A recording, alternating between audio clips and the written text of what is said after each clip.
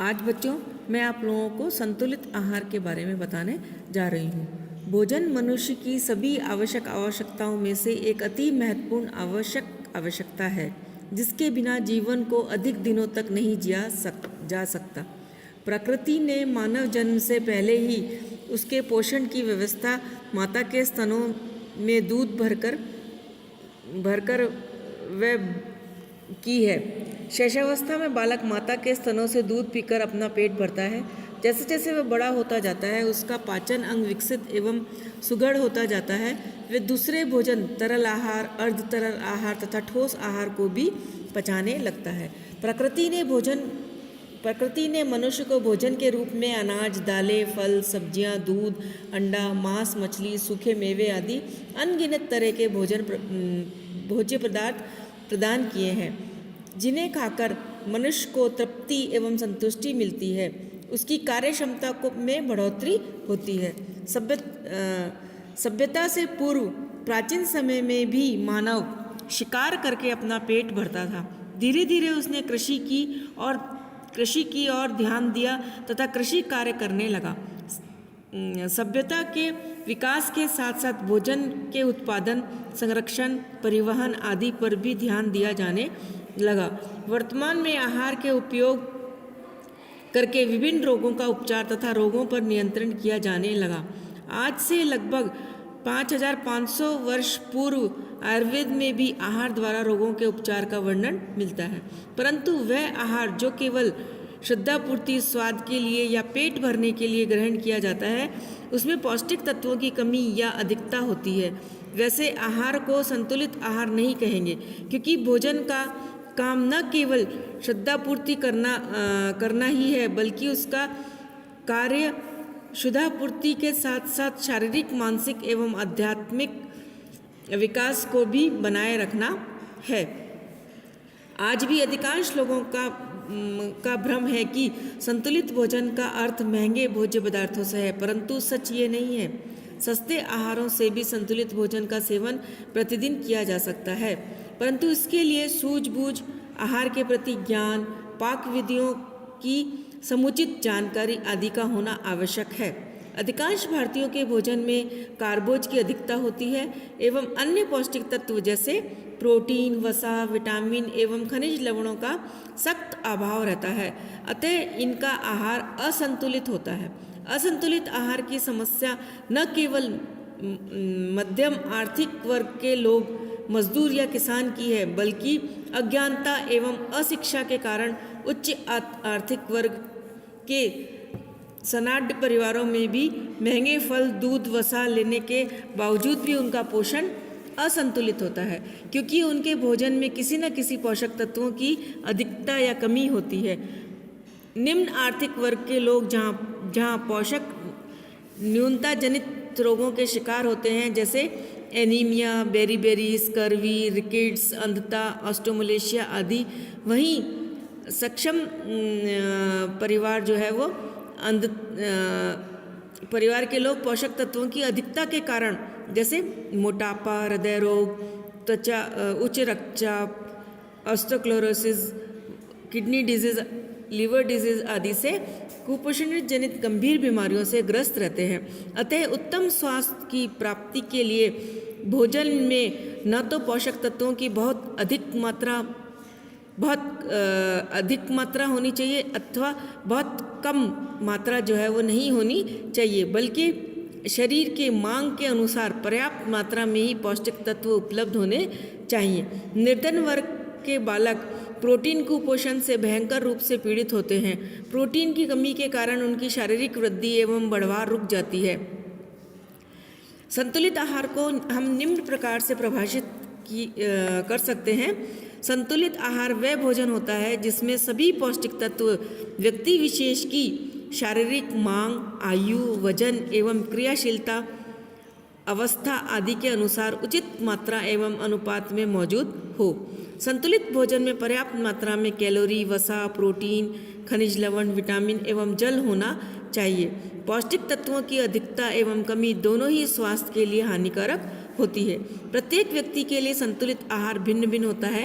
एक व्यक्ति के लिए जो आहार संतुलित होता है वही आहार दूसरे व्यक्ति के लिए असंतुलित हो जाता है। जैसे गर्भावस्था में गर्भवती माता को दिए जाने वाला संतुलित आहार सामान्य वयस्क महिला के लिए असंतुलित आहार हो जाएगा। यद्यपि भोजन वही रहता है परंतु भोज्य पदार्थों की मात्रा एवं अनुपात में भिन्नता रहती है। अब हम आगे संतुलित आहार को प्रभावित करने वाले कारकों के बारे में चर्चा करेंगे। बहुत से ऐसे कारक हैं जो कि हमारे संतुलित आहार को प्रभावित करते हैं। उसमें से सबसे पहला हम लोग लिंग यानी कि सेक्स के बारे में बात करेंगे। स्त्री एवं पुरुष के शारीरिक संरचना में जन्म से ही प्रकृति प्रदत्त भिन्नता होती है। साथ ही आकार, भार, क्रियाशीलता आदि में भी अंतर होता है। इन कारणों से दोनों के भोजन मांगों में भी अंतर होता है। वैज्ञानिक शोधों एवं अनुसंधानों से यह सिद्ध हो चुका है कि 10 से 12 वर्ष की उम्र तक बालक बालिकाओं में वृद्धि एक सी होती है, परंतु इसके बाद दोनों की शारीरिक संरचना में एक व्यापक अंतर आता है। अतः किशोर बालक बालिकाओं के लंबाई, भार, क्रियाशीलता आदि में भी अंतर आता है। इन्हीं कारणों से पौष्टिक तत्वों की मांगों में भी काफ़ी भिन्नता होती है। प्रौढ़ अवस्था में स्त्री की अपेक्षा पुरुष का शरीर भार, लंबाई, शरीर का क्षेत्रफल, आकार, क्रियाशीलता आदि अधिक होता है। इस कारण पुरुषों को महिलाओं की अपेक्षा अधिक पौष्टिक तत्वों की आवश्यकता होती है। पहले लोगों का ये मानना था कि स्त्री को पुरुष की अपेक्षा अधिक लौह तत्व की आवश्यकता होती है, क्योंकि मासिक स्राव के कारण शरीर से अधिक मात्रा में लौह तत्व निकल जाता है।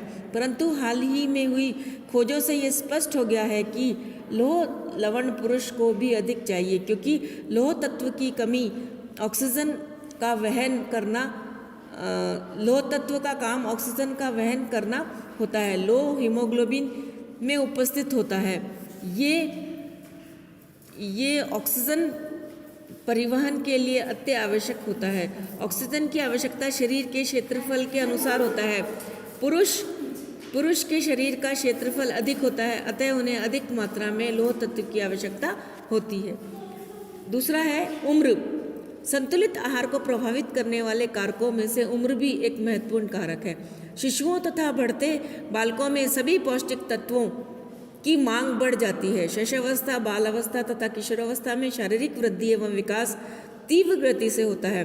शैशवावस्था में सभी अवस्थाओं से अधिक तीव्रतर गति से शारीरिक वृद्धि होती है। शारीरिक वृद्धि का क्रम देखें तो स्पष्ट ज्ञात होता है कि 0 से 12 माह तक की उम्र तक सर्वाधिक शारीरिक विकास होता है।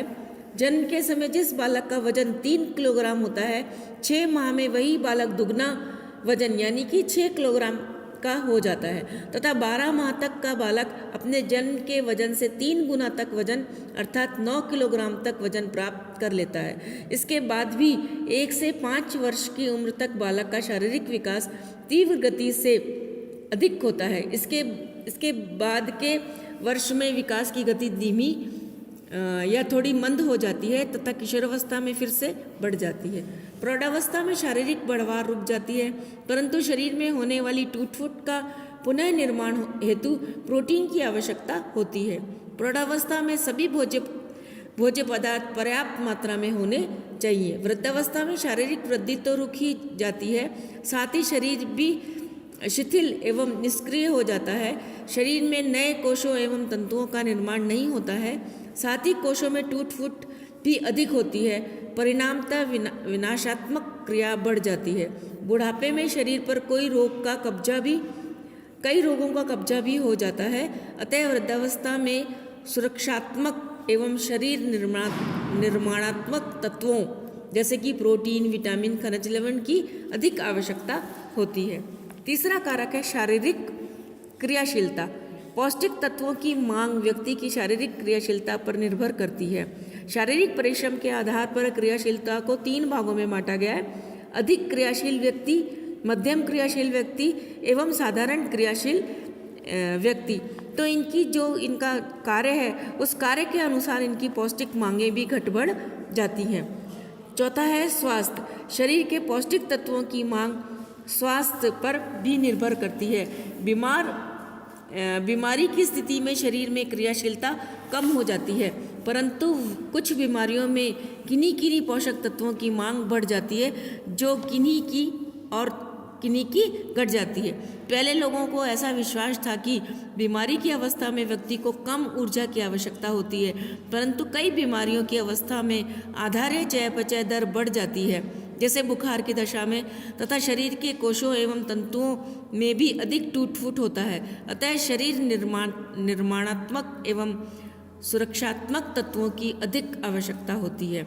हाँ, भोजन के स्वरूप में अवश्य अंतर आ जाता है, जैसे ठोस आहार के स्थान पर अर्ध तरल या तरल आहार दिया जाता है। रोग की स्थिति के अनुसार पौष्टिक तत्वों की मांग निर्भर करती है। इसका अब नेक्स्ट जो है वो जलवायु एवं मौसम। प्रदेशों में रहने वाले लोगों को गर्म प्रदेशों में रहने वाले लोगों की अपेक्षा अधिक ऊर्जा की आवश्यकता होती है, क्योंकि सर्दी के मौसम में शरीर को सर्दी से बचने हेतु तथा शरीर के ताप को सुरक्षित रखने एवं बढ़ाने हेतु अधिक ऊर्जा चाहिए होती है। अतः उनके भोजन में वसा एवं कार्बोयुक्त भोजन की अधिकता होती है। गर्म प्रदेशों में लोगों को कम ऊर्जा की जरूरत होती है। यदि वे भी ठंडे प्रदेशों के लोगों की तरह ही ऊर्जा उत्पादक भोजन का सेवन करने लगें तो शीघ्र ही मोटापा के शिकार हो जाएंगे। नेक्स्ट है विशिष्ट शारीरिक अवस्था। कुछ विशेष शारीरिक अवस्थाओं की दशा में, जैसे गर्भावस्था एवं धात्री अवस्था, दुर्घटना के बाद, शल्य क्रिया यानी ऑपरेशन के बाद शरीर में पौष्टिक तत्वों की मांग साधारण अवस्था से बढ़ जाती है।